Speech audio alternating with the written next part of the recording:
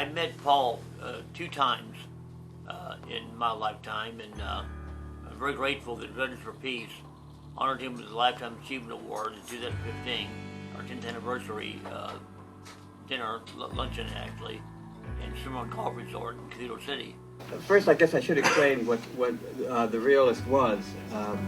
There was Mad Magazine, and I remember I wrote a few things for Mad Magazine, but some of my ideas were turned down because they were too grown up. And I said to the publisher, William Gaines, I guess when you just have gone over 1.25 million subscribers, we're all teenagers, you don't want to change horses in midstream. And Bill Gaines said, not when a horse has a rocket up its ass. And those words were my marching orders to start a magazine of satire. I thank you for the award. At first, when Tom Swann called me about it, I had a resistance because I felt I was not a veteran, and they really sacrificed it. I was just having fun. You know, Phil Oakes, the folk singer, described what we were doing. They said a demonstration should turn you on, not turn you off.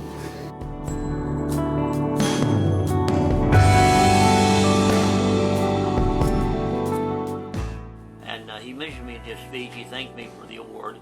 And what I remember about Paul Krassner is that Lyndon Johnson gave a speech. Lyndon Johnson gave a lot of speeches about the Vietnam War to try to sell it to the American people. And Paul Krassner watched it and said that, in his opinion, President Johnson is lying about the number of troops we have in Vietnam and how well the war is going. And history has proven that Paul was right. Lyndon Johnson was underestimating the number of troops in Vietnam. He was lying to the American people, and Paul knew it. And Paul knew that the war was not going out well for our troops. So Paul was he was like a prophet. He was very knowledgeable. He was very smart. He was one of the 50 peace activists, one of the 50 greatest peace activists in American history.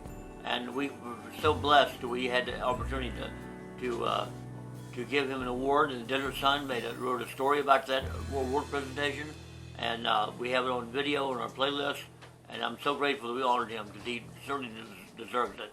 And the only other thing I can say is that in the video, Paul mentions the Salton Sea. So I thank you for honoring me like this, and I appreciate it, and I'm inspired by the feeling here of optimism that hope did not dissolve with the Salton Sea. And that's very prominent today, the Salton Sea. We're working on that issue right now, and it's interesting that he talked about the Salton Sea in his final words. After the Veterans for Peace, most of us are Vietnam veterans against war, and so he was a hero to us because he basically helped stop the war, and that's what Veterans for Peace members all wanted to see happen. A lot of our members worked with him during those times when they got back from Vietnam. They went to some of the rallies that Paul organized.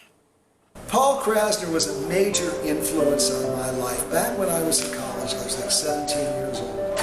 I came across a copy of the Realist magazine, and it changed my whole perspective. I mean, the Realist was the first magazine I actually ever paid to subscribe to, and the articles in it just made me view life completely differently. It just changed the way I thought, and that was what Paul Krassner did. His irreverence, his relevance, just completely engulfed me. A few years ago, I was the Veterans for Peace, the Coachella Valley chapter, gave Paul Krassner a Lifetime Achievement Award, and they asked me to introduce Paul and make the presentation to him. And I was just flabbergasted. I was just, oh my gosh, I am going to be able to present Paul a Lifetime Achievement Award, which of course for me, I wasn't a veteran, but they still asked me to do it. It's really nice to be here. especially presenting this award. I'm a member of the generation, and I think most of you are here too, who Paul spoke so forcefully for in his magazines like The Realist.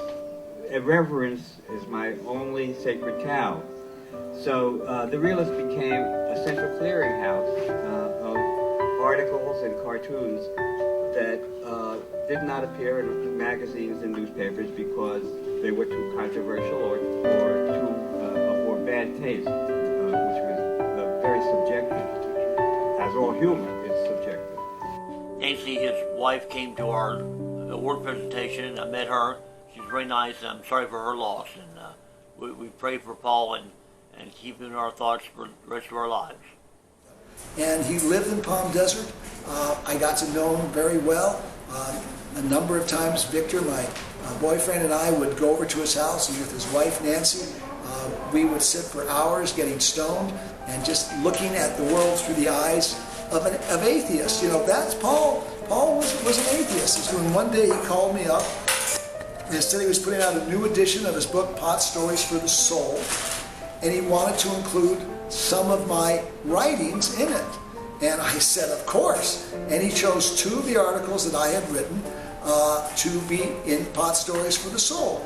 And I am the only person in that anthology of pot stories that had 2 of my articles written, published by Paul. So that was really cool.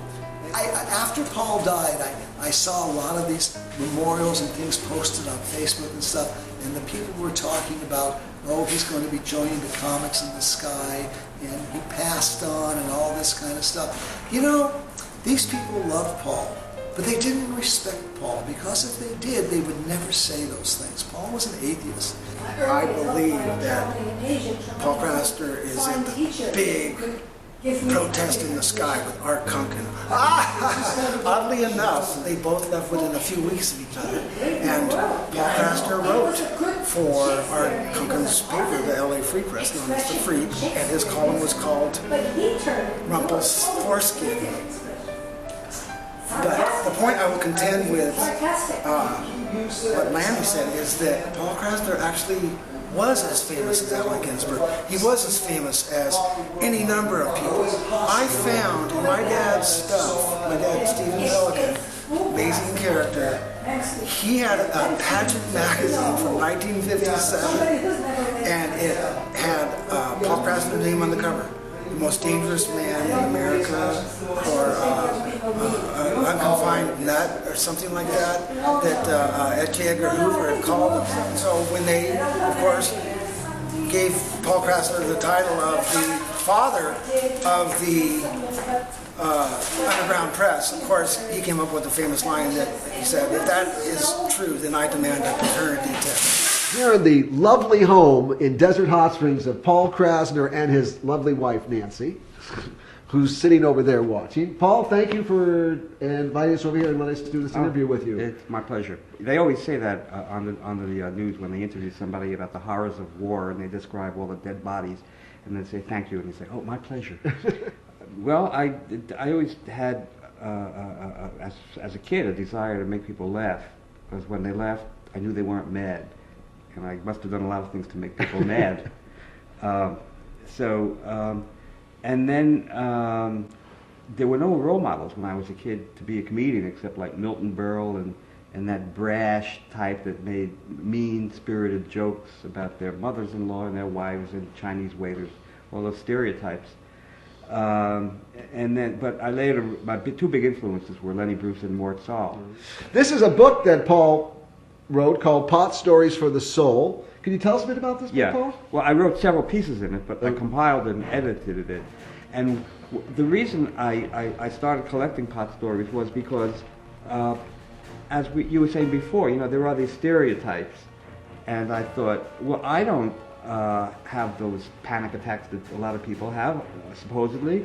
I have fun. I smoke by myself or with a group of people, but it's an enjoyable experience, and it's a kind of a sense of community, and there's not much small talk, and it enhances music, it enhances food, it enhances movies, So I have had all and these positive experiences, and so does everybody I know virtually.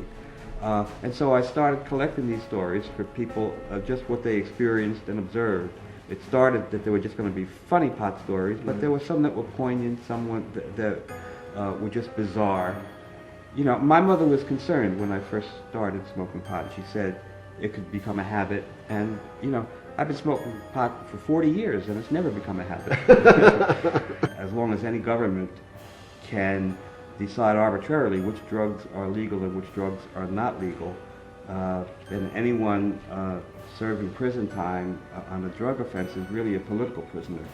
When a person who's so influenced your life dies, there comes a closing of the circle. As I get older, I know more and more people who are closing those circles.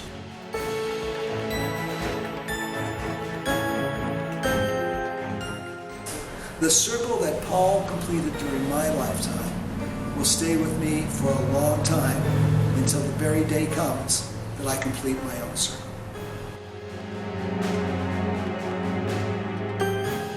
Paul Krassner's humor, his whole view on life was he knew so many people, he influenced so many people. And I understand that Penn Teller has a card that says no God out of it.